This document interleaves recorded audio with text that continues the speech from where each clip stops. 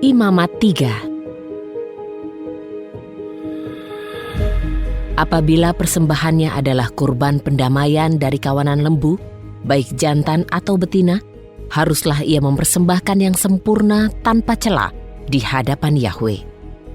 Di atas kepala persembahannya itu, ia harus meletakkan tangannya, lalu menyembelihnya di depan pintu kemah pertemuan.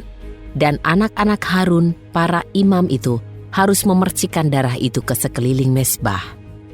Dan dari kurban persembahan pendamaian itu, haruslah imam mempersembahkan suatu persembahan api-apian bagi Yahwe, yaitu lemak yang menyelubungi isi perut dan segala lemak yang ada pada isi perut itu.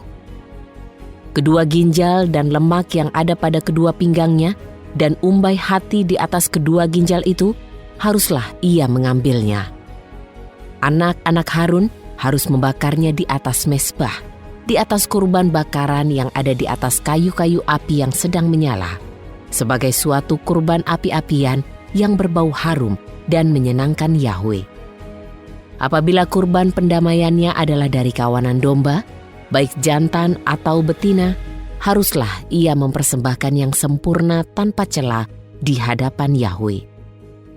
Jika persembahannya adalah seekor domba, maka ia harus mendekatkannya ke hadapan Yahwe, dan ia harus meletakkan tangannya di atas kepala domba itu, lalu menyembelihnya di depan kemah pertemuan.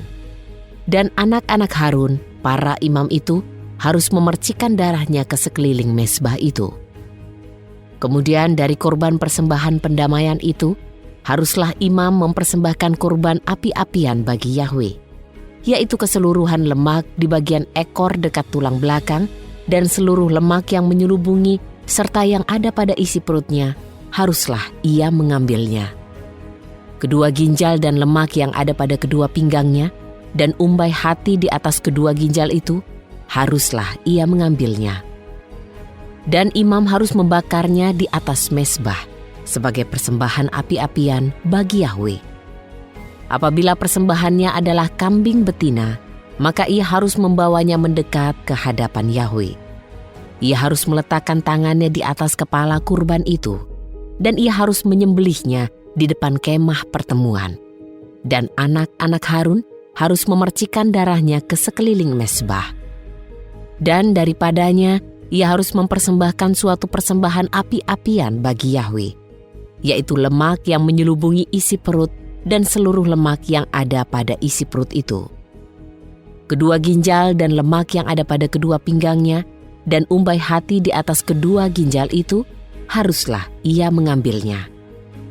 Dan imam harus membakarnya di atas mezbah sebagai persembahan api-apian yang berbau harum dan menyenangkan. Seluruh lemak adalah milik Yahwe.